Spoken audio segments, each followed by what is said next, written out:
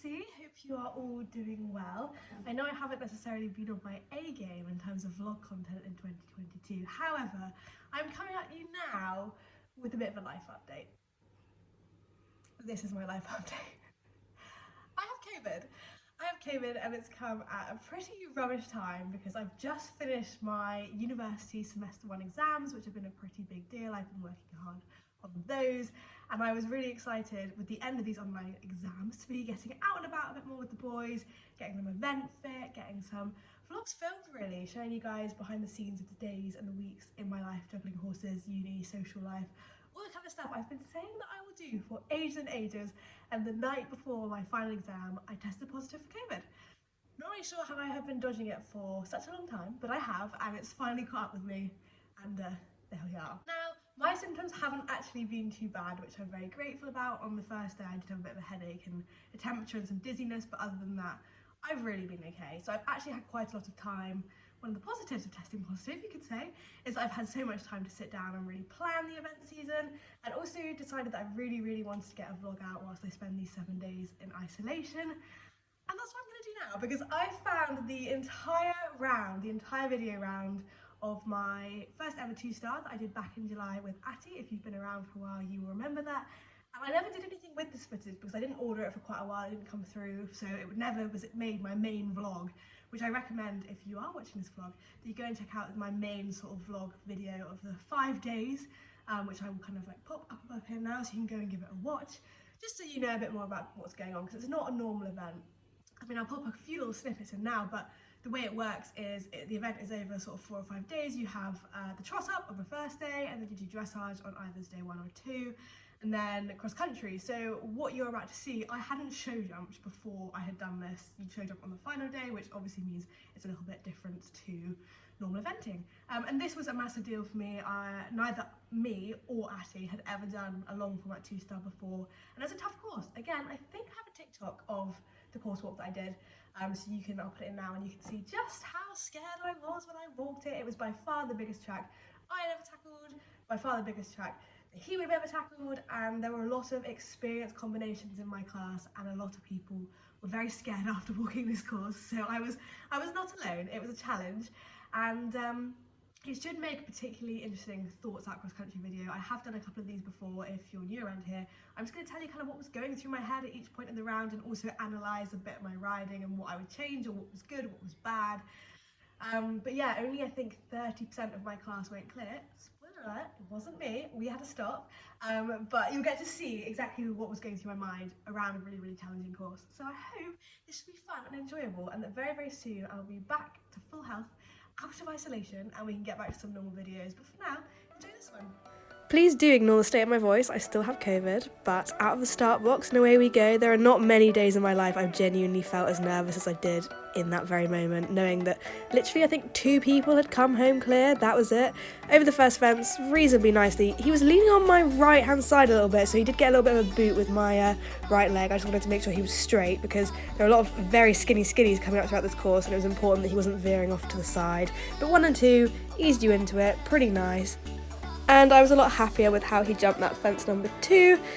This angle does not do justice to just how much of a slope fence number 3 was on. It was on a slope both up and down and sort of like left and right.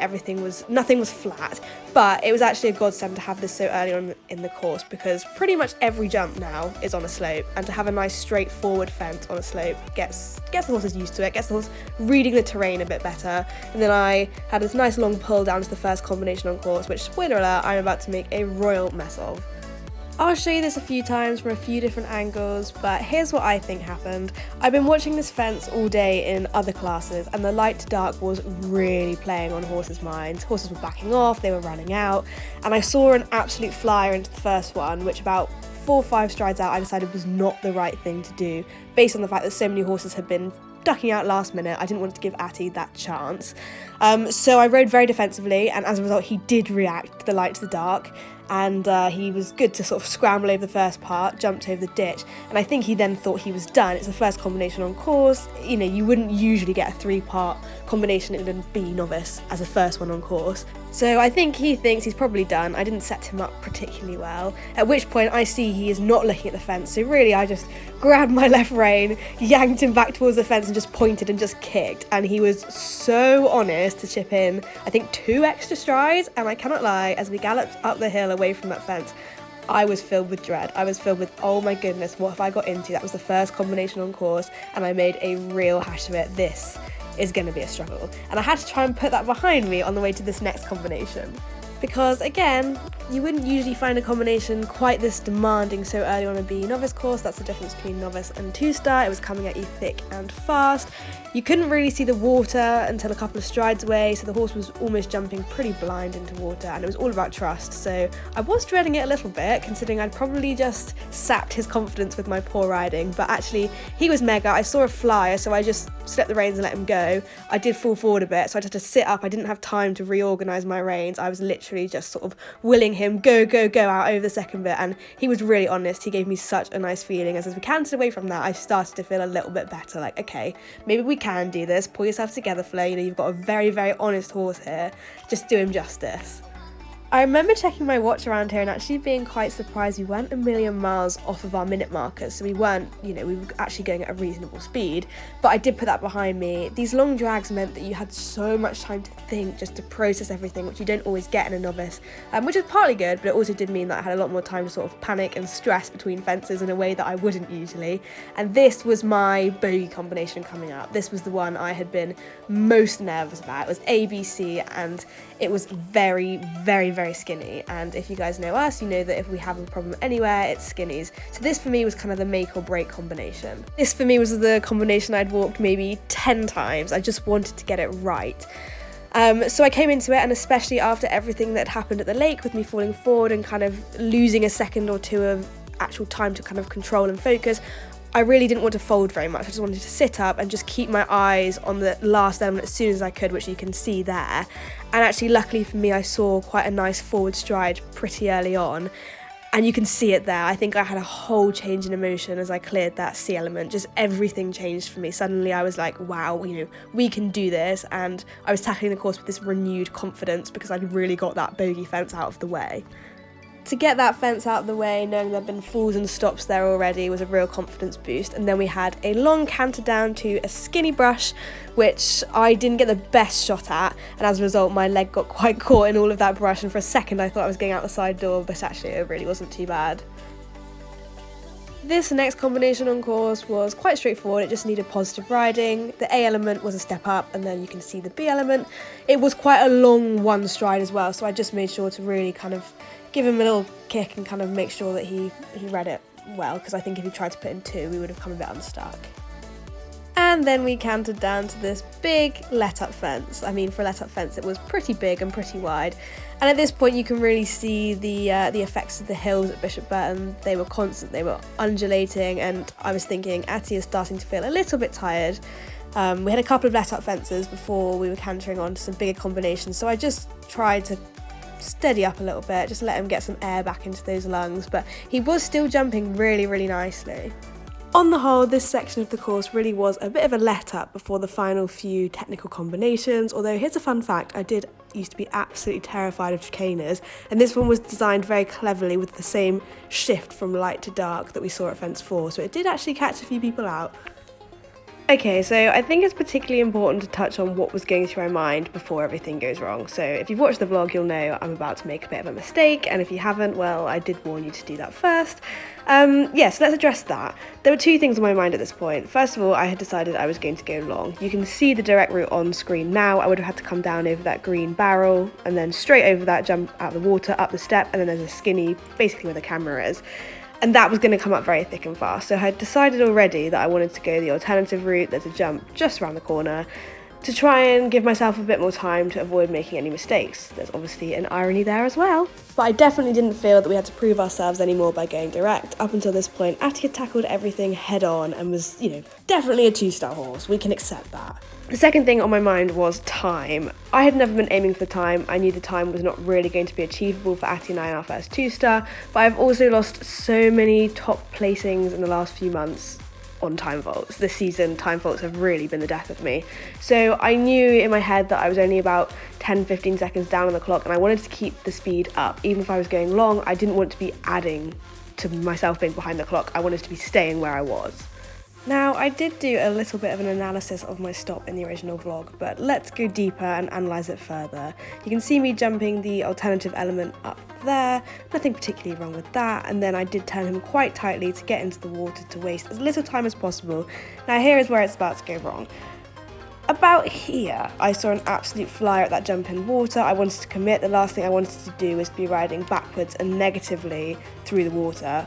But it meant here I had absolutely no reins, they were everywhere, and I had quite a specific spot I was aiming to come out of the water over the step up in order to make enough room for 3 short strides to the C element. Because if you rode the direct line, which was off to the right, it was supposed to be 2 long strides, which doesn't suit Atty. He has quite short pony-like strides. But I was now coming up in this no man's land, halfway between the left line and the right line, but I was still riding like I was on that left line and was still holding for those 3, which meant it was absolutely impossible for Atty to get there. Here we go from another angle, and let me explain the reasons why I look back at this and I do kick myself and blame myself just a little bit. You can see there he stumbled up the step. I should have been quicker in figuring out what to do, because if I'd actually used my brain, I would have seen that that jump now you can see that I've just had a run out at was actually labelled completely separately. It wasn't part of an A, B, C, D combination, it was A, B, C and then a completely separately labelled skinny.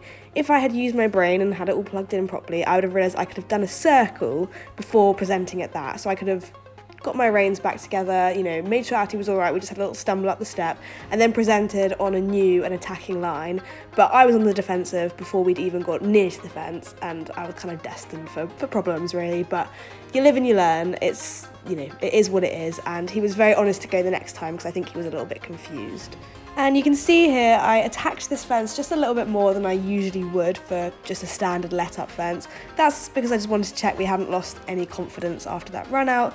I definitely had another mindset shift here. I just wanted to get home with 20 penalties on the card. There was no point pushing for placings, and I do think people underestimate just how much interrupting your flow can really catch up with you. So as soon as we had that stop and we were on the move again, Atty suddenly did feel quite tired.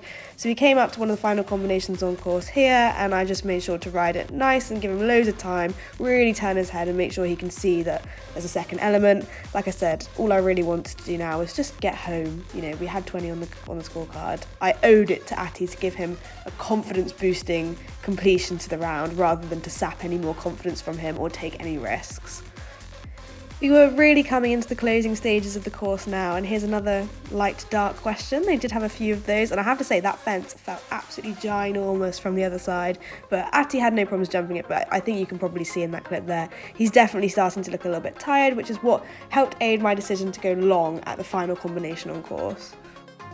And in this instance, the long route really was quite long, but it was an obvious decision for me. There was nothing on the line, there was nothing worth risking.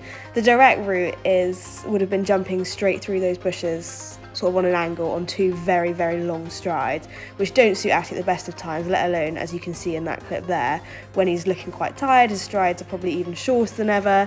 So it wasn't really a question to me at that point. It was just go long, and we'll save the questions for another day. It wasn't the right time to start asking big new challenges of him. Plus, because Atty is quite agile and pony-like, the twists and turns have never really bothered him. Some horses it would really upset, sort of turning them around right before the finish like that, but it really didn't faze Atty, so yeah, it was the right decision. And then here we are, cantering down to the final fence. There were a few emotions on my mind at this point. I was relieved, I was excited to finish, but I was, in the back of my mind, just a little bit disappointed. I feel that I could have given Atty a better run. But what a feeling to have completed our first ever 2-star as a partnership is something that will never leave me. And yeah, hopefully we'll get a chance very soon to take on another one, and I won't make any silly mistakes. So there you go. I really hope that you enjoyed that. I actually really enjoyed watching back all that footage.